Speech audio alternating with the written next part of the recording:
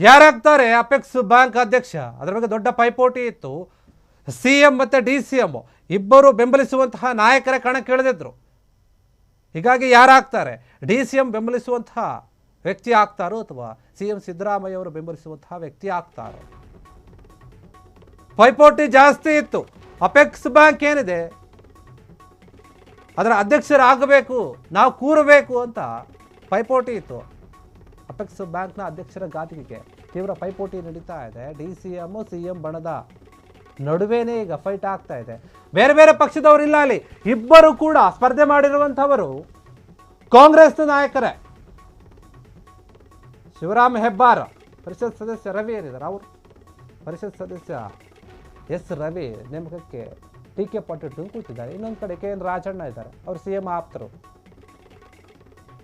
ಅವರು ಕೂಡ ನಾನು ಆಗಬೇಕಂತ ಜನವರಿ 29ನೇ ತಾರೀಕು ಚುನಾವಣೆ ನಡೆಯುತ್ತೆ ಅಧ್ಯಕ್ಷ ಸ್ಥಾನಕ್ಕಾಗಿ.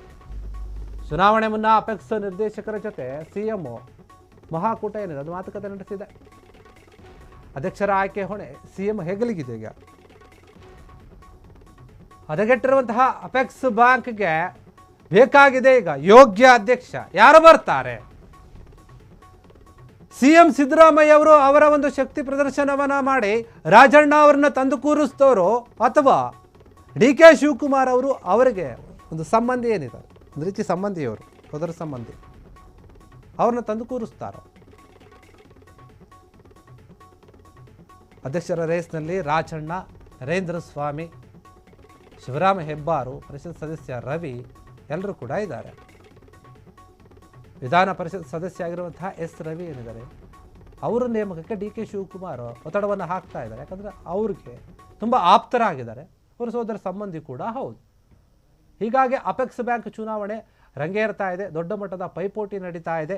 ಆ ಪೈಪೋಟಿಯಲ್ಲಿ ಯಾರು ಗೆಲ್ತಾರೆ, ಯಾರು ಜಯಶಾಲಿ ಆಗ್ತಾರೆ, ಯಾರು ನೂತನವಾಗಿ ಅಪೆಕ್ಸ್ ಬ್ಯಾಂಕ್ನ ಅಧ್ಯಕ್ಷರಾಗ್ತಾರೆ, ಅದರಿಂದ ಸಾಕಷ್ಟು ಅವ್ರಿಗೆ ಬೆನಿಫಿಟ್ ಸಿಗುತ್ತೆ. ಬೇರೆ ಬೇರೆ ಸಹಕಾರಿ ಬ್ಯಾಂಕ್ಗಳೇನಿದೆ ಅದು ಬೇರೆ, ಈ ಅಪೆಕ್ಸ್ ಬ್ಯಾಂಕೇ ಬೇರೆ, ತುಂಬ ವಿಭಿನ್ನವಾಗಿದೆ ಮತ್ತು ತುಂಬ ಪ್ರಾಮುಖ್ಯತೆ ಇದಕ್ಕೆ ರಾಜ್ಯದಲ್ಲಿ. ಹೀಗಾಗಿ ಈ ಬ್ಯಾಂಕ್ನ ಅಧ್ಯಕ್ಷದ ಸ್ಥಾನವನ್ನು ಅಲಂಕರಿಸುವವರಿಗೆ ತುಂಬ ಬೇರೆ ಬೇರೆ ರೀತಿಯ ಸವಲತ್ತುಗಳು ಇರುತ್ತೆ.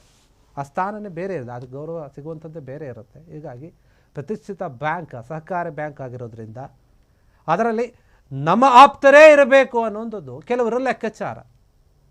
CM ಸಿದ್ದರಾಮಯ್ಯ ಅವ್ರದ್ದಾಗಿರ್ಬೋದು, DK ಶಿವಕುಮಾರ್ ಅವ್ರದ್ದಾಗಿರ್ಬೋದು, ಅವರವರ ಆಪ್ತರನ್ನು ಕೂರಿಸೋಕೆ ಅವರು ಕೂಡ ಯೋಚನೆ ಮಾಡ್ತಾ ಇದ್ದಾರೆ.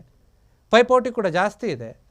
4-5 ಜನ ಇದ್ದಾರೆ ರೇಸಲ್ಲಿ. KN ರಾಜಣ್ಣ, ನರೇಂದ್ರ ಸ್ವಾಮಿ, ಶಿವರಾಮ ಹೆಬ್ಬಾರು, ಪರಿಷತ್ ಸದಸ್ಯ ಆಗಿರುವಂಥ ರವಿ, ಎಸ್ ರವಿ ಅವರು. ಇವರಲ್ಲಿ ಯಾರು ಬರ್ತಾರೆ, ಯಾರು ಕೂಡ್ತಾರೆ? ರಾಜಣ್ಣನನ್ನೇ ಅಧ್ಯಕ್ಷನನ್ನಾಗಿ ಮಾಡಬೇಕು ಅಂತ ಹೇಳಿ CM ಬಣದ ನಾಯಕರು ಒತ್ತಡವನ್ನು ಹಾಕ್ತಾ ಇದ್ದಾರೆ. CM ಕೂಡ ಯೋಚನೆ ಮಾಡ್ತಾ ಇರ್ಬೋದು. ಮೊನ್ನೆ ಅಷ್ಟೇ ರಾಜಣ್ಣ ಅವರು ಮನೆಗೆ ಬಂದಿದ್ದರು ಸಿದ್ದರಾಮಯ್ಯ ಅವರು. ಇದ್ರ ಬಗ್ಗೆ ಏನಾದರೂ ಮಾತನಾಡಿದ್ರೋ ಇಲ್ಲ ಗೊತ್ತಿಲ್ಲ. ಎಲೆಕ್ಷನ್ ಇದೆ ನೋಡಿ ಏನು ಮಾಡ್ತೀರಾ, ನಾನು ಅಧ್ಯಕ್ಷ ಆಗಬೇಕಂತ ಏನಾದರೂ ರಾಜಣ್ಣ ಮಾತನಾಡಿದ್ರು ಅಥವಾ ಅದನ್ನು ಮಾತಾಡೇ ಇಲ್ವೋ ಗೊತ್ತಿಲ್ಲ. ಬೇರೆ ಬೇರೆ ವಿಚಾರಗಳು ರಾಜಕೀಯವಾಗಿ ಮಾತನಾಡಿರ್ಬೋದು, ಇಲ್ಲ ಸುಮ್ಮನೆ ಬಂದು ಊಟ ಮಾಡ್ಕೊಂಡು ಕೂಡ ಹೋಗಿರ್ಬೋದು. ಅವ್ರು ಹೇಳಿದರು ಇಲ್ಲ ಬಂದು ಊಟ ಮಾಡ್ಕೊಂಡು ಹೋದ್ವಿ ಅಷ್ಟೇ. ಒಟ್ಟು ರಾಜಕೀಯ ನಾಯಕರು ಸೇರಿದಾಗ ಕೆಲವೊಂದು ವಿಚಾರಗಳು ಚರ್ಚೆ ಆಗಿರುತ್ತೆ. ಈ ಅಪೆಕ್ಸ್ ಬ್ಯಾಂಕ್ನ ವಿಚಾರವಾಗಿಯೂ ಕೂಡ ಚರ್ಚೆ ಆಗಿರುವಂತಹ ಸಾಧ್ಯತೆ ಇದೆ. ಸಿದ್ದರಾಮಯ್ಯರ ಆಪ್ತ ವಲಯದಲ್ಲಿ ಗುರುತಿಸಿಕೊಂಡಿದ್ದಂತಹ KN ರಾಜಣ್ಣ ಅವರು ಸಹಕಾರಿ ಸಚಿವರು ಕೂಡ ಆಗಿದ್ದರು. ಅದಾದಮೇಲೆ ಕೆಲವೊಂದು ಕಾರಣಗಳಿಂದ ಅವರನ್ನು ಕೆಳಗಿಳಿಸಲಾಯಿತು ಅಥವಾ ಅವರೇ ರಾಜೀನಾಮೆ ಕೊಟ್ಟರು. ಅದಾದ ನಂತರ ಈಗ ಅಪೆಕ್ಸ್ ಬ್ಯಾಂಕ್ ಅಧ್ಯಕ್ಷರಾಗಿ ನಾನು ಕೂರಬೇಕು ಅಂತ ಅವರು ಕೂಡ ಪ್ರಯತ್ನ ಮಾಡ್ತಾ ಇದ್ದಾರೆ. ಪೈಪೋಟಿಯಲ್ಲಿ ಅವರು ಕೂಡ ಇದ್ದಾರೆ. ರಾಜಣ್ಣ ಅವರಿಗೆ ಸಾಕಷ್ಟು ಬೆಂಬಲ ಇದೆ ಅಲ್ಲಿ. ಬೇರೆ ಬೇರೆ ನಾಯಕರು ಕೂಡ ಅಷ್ಟೇ ಇದೆ. ಯಾರು ಬರ್ತಾರೆ ಇರೋದೇ ಪ್ರಶ್ನೆ. ಚುನಾವಣೆ 29ನೇ ತಾರೀಕು ನಡೆಯುತ್ತೆ. ಚುನಾವಣೆಯಲ್ಲಿ ಯಾರಿಗೆ ಒಲಿಯುತ್ತೆ ಅಧ್ಯಕ್ಷದ ಒಂದು ಸ್ಥಾನ? ಚುನಾವಣೆಗೆ ಮುನ್ನೂ ಕೂಡ ಈಗ ನಿರ್ದೇಶಕರ ಜೊತೆ CM ಮಾತನಾಡಿದ್ದಾರೆ. ಯಾರಿಗೆ ಒಲಿಯಬಹುದು, CM ಹೆಗಲಿಗಿದೆ. CM ಅವರು ಕೂಡ ಸ್ವಲ್ಪ ನಿರ್ಧಾರವನ್ನು ತೆಗೆದುಕೊಳ್ಬೋದು, ಇವ್ರನ್ನೇ ಮಾಡಿ ಅಂತ ಹೇಳಿ. ಅಪೆಕ್ಸ್ ಬ್ಯಾಂಕ್ನಲ್ಲಿ ಸಾಕಷ್ಟು ವಿಚಾರಗಳು ಸರಿಯಾಗಿ ನಡೀತಾ ಇಲ್ಲ, ಕೆಲವೊಂದು ಗೊಂದಲಗಳಿದೆ. ಅದನ್ನೆಲ್ಲ ಸರಿ ಮಾಡಬೇಕು ಅಂತಂದರೆ ಒಬ್ಬ ಒಳ್ಳೆಯ ವ್ಯಕ್ತಿ ಅಗತ್ಯತೆ ಇದೆ, ಅವಶ್ಯಕತೆ ಇದೆ ಆ ಅಪೆಕ್ಸ್ ಬ್ಯಾಂಕಿಗೆ. ಅವ್ರು ಬಂದು ಅದನ್ನೆಲ್ಲ ಸರಿ ಮಾಡಬೇಕು, ಸರಿಯಾದ ರೀತಿಯಲ್ಲಿ ನಡೆಸ್ಕೊಂಡು ಹೋಗಬೇಕು. ಹೀಗಾಗಿ ಒಳ್ಳೆಯ ನಿರ್ದೇಶಕರು ಬರಲಿ ಅಂತ ಎಲ್ಲರೂ ಕೂಡ ಯೋಚನೆ ಮಾಡ್ತಾ ಇದ್ದಾರೆ. ಅದು ಯಾರಾಗ್ತಾರೆ ಅನ್ನೋದೇ ಪ್ರಶ್ನೆ ಈಗ.